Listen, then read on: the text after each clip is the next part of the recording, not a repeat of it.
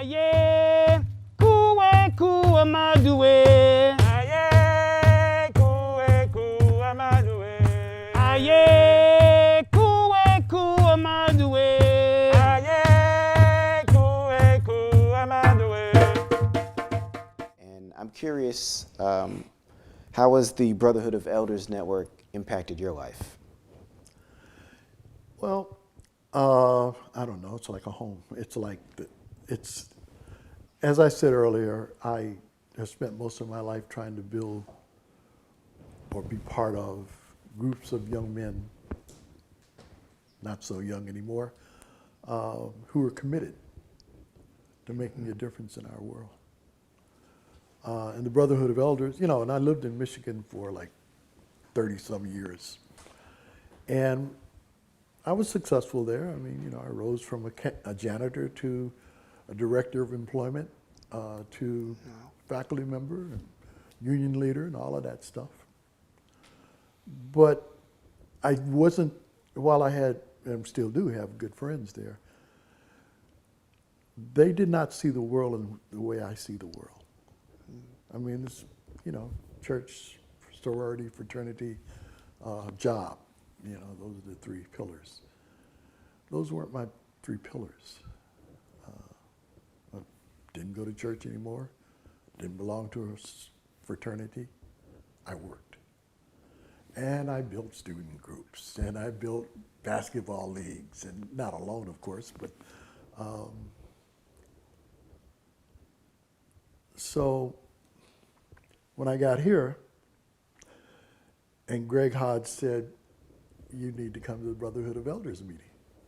I was like, what's up with that? So he talked to me for a while, and I came, and it was like, oh, these brothers look like me. They think like me. I kind of see my journey as being on a path, right? Mm-hmm. And I've always, most of my life, especially those years in Michigan, there wasn't anybody in front of me. I'm trying to create the path for the kids behind me. I got here, I met Arnold Perkins. I said, oh, wait a minute now. There's a brother on the path in front of me. Yeah. And that was gratifying, And I looked back and said, oh, there's some brothers behind me. It just fit. Mm-hmm. It just fit. And not everybody who comes to the Brotherhood stays. I mean, they pass through a lot, maybe most. But for the ones who stay, who are like me, they have found something that just fit. You could say these are my ideological brothers, whatever you want to say, but yeah, it was the first time since I left the South that I felt most comfortable. I don't mind working. Just give me a purpose. Mm-hmm. And building the Brotherhood I can live with that. And as I said earlier, when I see these young men behind me, and maybe behind isn't the right word, maybe they're in front of me now, I am just so gratified. The only thing I regret is that I am not going to be here to see the world that you built. But maybe I will, who knows.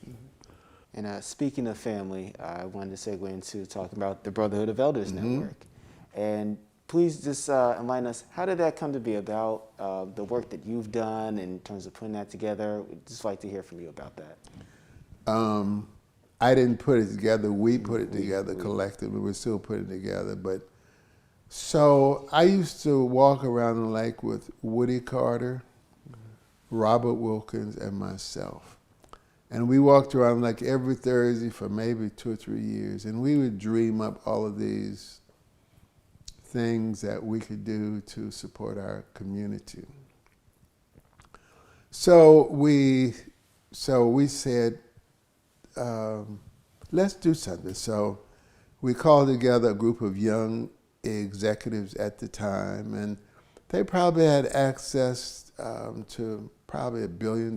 We had someone from social service, someone from public health, a syndicated news columnist, a preacher, someone. 2 people now had foundations. They didn't then, but they were working. It must have been about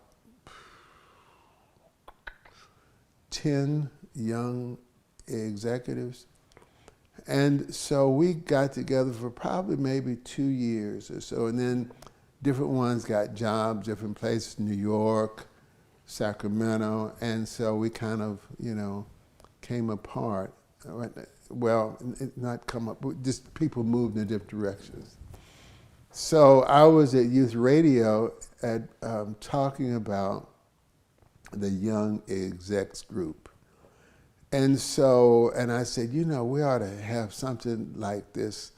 I said, it's a shame we don't have nothing where we call brothers together. And so this young man challenged me, said, why don't you do it? You keep talking about it, why don't you do it? So I called together 3 or 4 brothers, and then they called some other brothers, and it kind of morphed into the Brotherhood. Then it became the Brotherhood of Elders. Then it became the Brotherhood of Elders Network. And I guess the impetus initially was, I served the county as a public health director for 13 years. And we decided to do a county health status report. There were 19 indicators, and we did poorly as African people in 16 of the 19. There were 3 that were okay, but in terms of serious health issues, we were just in trouble. And so it occurred to me that it occurred to me to call people together. And so I called them together. There was members of our community, men and women. I said, these are the health status. And then out of that grew, along with the walk grew the young executives, and then that grew into the Brotherhood of Elders, and the Brotherhood and the Brotherhood of Elders, the Brotherhood of Elders Network. And we've been going this iteration maybe 13, 14 years. So it's a way for us to come together collectively, and we're still growing. We're still morphing, we're still growing. I think some of the older leadership has kind of stepped back and recognizing that it's young people like you that could take it the next step. Because if we some of us are olders and some of us are elders. If we are olders and elders continue, it will die, because I have a typewriter at home. Mm-hmm. And this is where we're at. This is a platform. I thought, so I moved from typewriter to phone to platform. And so I now barely understand that this is a platform to do all kinds of things. So I watch your generation use this in different ways than I do. And I watch moving from reading the newspaper to looking stuff online. The reason I smile, again, I was at youth radio, and I asked these youngsters, I said, well, do any of you read the newspapers? I thought I was making a big point. They said, no, we don't read the newspapers. They said, why don't you read the newspapers? They said, because the knowledge of the newspaper is limited. You have column size. I could go online and I could read the whole story. And if there's column size, then they direct you to what they want you to think about. Mm. And so that's part of the reason why I think it's the next generation, it's the younger generation, have to take it to the next step, and the next step, and the next step for it to grow and for it to be fresh. So we're at a point in our existence where, are we a social club, or are we a race moving forward, collective? And that's kind of the question that I ask all the time, What is the impact, or how is the impact of forming as a collective the Brotherhood of Elders Network? How have you seen that play out throughout your life, or maybe the impact in other people's lives? What have you seen from that? I think it's a place where people know they could go and count on. I think it's created a lot of collegial relationships, friendships. It's allowed the younger generation to talk to some of the older generation, some of the elders, because at 80 years old, I've crossed rivers and streams and bridges that young people haven't seen. And there are ways I could prevent you from walking into the water. If you just wait a minute or two and walk down a little further, there's a bridge that like crosses the water. And then I think, conversely, I think I have learned so much from the younger generation, and how you move about the world, how you see the world. I mean, fortunately, I have sons. 3 of my sons are in the media. My youngest son has an organization called Broccoli City. They have the Broccoli Fest in D.C. It's the biggest festival in D.C., so he's in the mix. My next son is in virtual reality. He works for Epic, which is actually a games platform, but they do virtual reality, and this setting, they could, with a flip of a switch, they could put me in a totally different setting. Right. Put me in 10 or 20 different settings. You just on site. It's not post-production, it's present production. And then another one is a videographer, and he's traveled the world doing, videography. So I've been blessed to have sons in the media environment. So I've learned a lot from them and through them about the younger generation that if I didn't have access, I just wouldn't know. And I'd be making decisions based upon old, sick, tired ideas. And not at least I could mix my old ideas with some young ideas, and maybe I get close to something that's real and truthful. So, it's just an interesting time. You hear that? Yeah, no, that, my next question was going to speak about how the Brotherhood of Elders Network has impacted your life. And it sounds like one of the things you just mentioned, getting the opportunity to work with older generations on, the same issues as you threading that needle, if you will. Mm-hmm. No doubt. I'll say about that in a second. I also want to say this other piece about intergenerational organizing. Mm-hmm. That inherently makes it to me, more sustainable.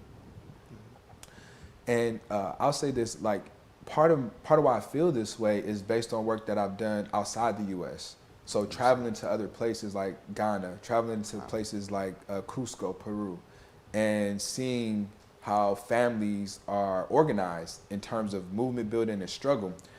One thing that stuck out to me in these places that I don't see here a lot, that I would like to see more, intergenerational recreation and entertainment. I remember when, in both places, in Ghana, in Peru, when I was there, I would see people party and have fun at night, and it was not segregated by age. You had elders right here in the plaza drinking, playing games, listening to music. Young kids would come around and be with them. Older people dancing with younger people. The younger people might have a club space over here, but it's all here. The party involves all of the generations. I'm sure there are spaces for, young people or older people to be, but that's not the exclusive space. It's like the party is happening here and we're all invited. And it gives a certain level of safety, I feel, to the whole experience. I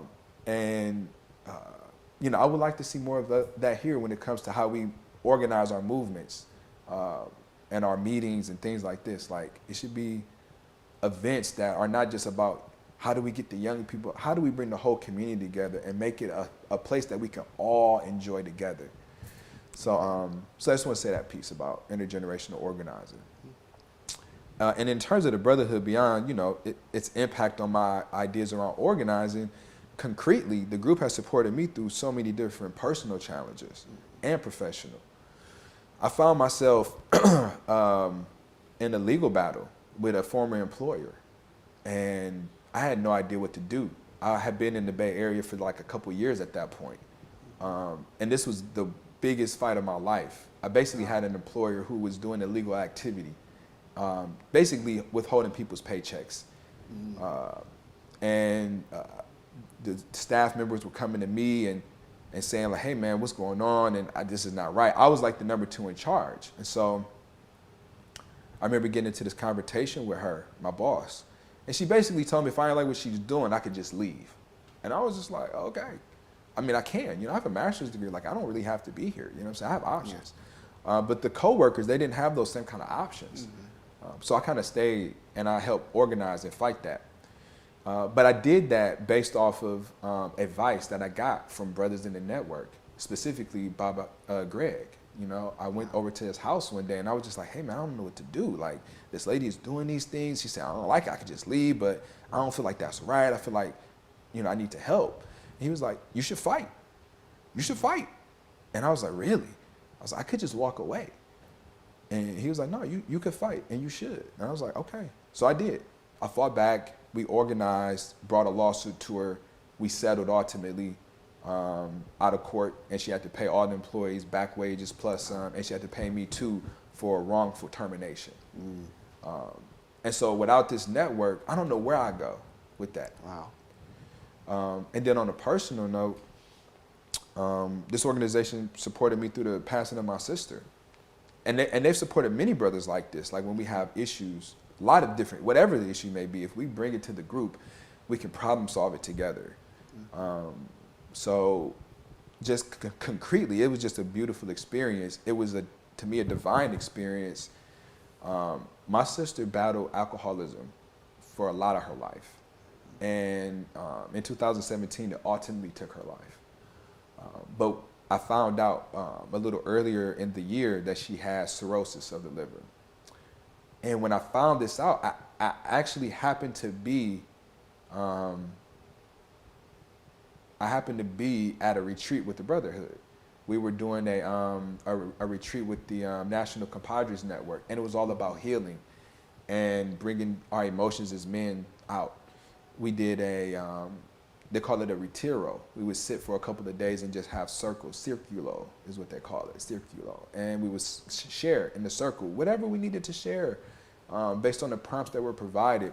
And then we would have a sweat, a temescal, a sweat lodge, where we would construct a half dome and built out of sticks and things and twine, and we would cover it with blankets, and in the inside there would be a fire, not a fire, but like hot stones, and we pour water, and it would create like a sauna environment where you sweat. We would sing songs and pray and do all of these things. And I was there when I found out this news about my sister, and it just was the place that I needed to be at that moment. I was not at home. I wasn't with my wife or with my son. Being there I would have had to cut off some of my emotions just to stay present for my family, or at least I would have thought I had to. But being at this retreat at that specific time, it really was the place that I needed to be. And I could let go, and I could release, I could cry, I could yell, I could feel all the feelings that I had. And all the brothers loved me up afterwards. Because I told them, I got the call and I told them, this would just happen to me. They loved me up and gave me good energy. And then ultimately, months later, she actually ended up passing. And the brothers came through and also provided me some travel funds to go back home. Because I had to take my son and my wife, and it's expensive. And I was helping with the funeral, so, just having a community to just, you just never know when things are going to happen. And, when they do, it's just really nice to just already have a place to be. Yeah, no, for sure. No, that's very powerful. And as you said, the fact that when you did receive that news, you were in a place where healing was the main focus. That I'm sure that did, as you said, that did wonders, and just helping to really foster that bond between all the brothers and Babas that were there to to really support in a personal way, an emotional way, which is, I'd say, arguably just as important as helping from a legal side or financial and all that. It really makes a difference. Absolutely. Well, Bob Arnold, thank you so much for your time, your advice, your wisdom. If there's anything else you'd like to impart with us before we end, please feel free. Well, I'm just proud of you two brothers. The fact that you're doing this, and I've spent a lot of my life taking photographs. I have thousands going back to the Panther Day, so I know having an eye. I know when you walk around, you always have an eye. You're always composing situations. It was just, that's how I see the world, and I love it. I just and then you being in the media, he or she who controls the media controls the minds. Yeah. So it's important that you get out really good stuff. So I just appreciate you, and I love my brother. That's a man. That's an elder. I almost get teary. That's a father. And he knows what I'm talking about. Yeah. He will stand by your side.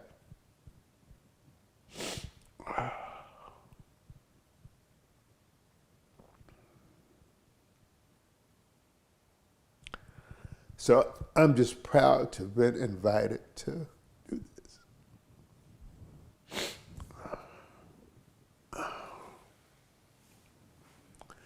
I think that a lot of us are from other places, from Florida, from Michigan, from New York, and we as African people, I think rootedness is built into us. Mm-hmm. I think we want to be rooted, and I think the Brotherhood of Elders allows men to come in and to be a part of something. There's this thirst, I think, that we have to be a part of something, that is greater than we are. And I think the Brotherhood provides that opportunity, is to be our best self and to be greater than who we are, and to also be able to count on people. I could count on Brother Cole. And there are other brothers in there I could count on. If I need counsel, I could get counsel. If I need financial resources, I could get financial resources. If I need spiritual uplifting, I could get spiritual uplifting. And so, I think anytime 30 to 60 African men come together, I think it's powerful. I think it's just really, really powerful, and it's a forum, it's a vehicle, it embodies who we are as African people. We're in the communities that I've spent time in Zimbabwe. I get a cow. I get a bull. You get a female cow. They produce. Then I give my brother or cousin or member of my community a cow. And then my cow produces again. I give someone else a cow. Their cow produces. And so we share. There's one community in Mutoka that I will go to. They had all these goats, and I couldn't tell one goat from the next. But someone might have 20 goats, and they know they're 20 goats because how those goats looked. There was a spot on them. or something on them that like, you know, they knew. But every day all the goats came out and ate together. And so I think that as we come together, we know each other much more. We know what we can depend upon, how we could depend upon people. And it's just someone has your back. I mean, you know, you got a group of people that got your back, that are moving in a similar direction, that influences you, and you can influence them. So those are, I love the Brotherhood. We've had our ups and downs, but I just love the fact that we're able to come together as a people and grow and learn. And so, yeah, the joy and pain, sunshine and rain, you know. And for me, the Brotherhood is joy and pain, sunshine and rain. It's joy because we come together. It's pain because we're able to share pain. It's sunshine because we provide light for each other. And sometimes it's rain, you know, during our bad times. But it's the joy and the sunshine that keeps us going. And it covers the rain and the pain. So, yeah. Thank you, Bob Arnold. You know, really, we really appreciate what you've done, not just for Brotherhood of Elders Network, but as a community at large, and being able to bring people together from so many different walks of life is always a powerful experience. And just the fact that it's been replicated now and continues just speaks to the level of love and understanding that comes along with it. So, you know, very inspired always to hear you speak. So Thank you. It's what we've done, and I've been blessed to be a part of it. I mean, that's the way I view it. Yeah. I'm one piece of the puzzle, you know, and we got 3 other pieces here today. So, just thank you for the opportunity to, you know, put out some of my thoughts. Hope you're able to put them together in some coherent fashion. very coherent already. Thank you so much.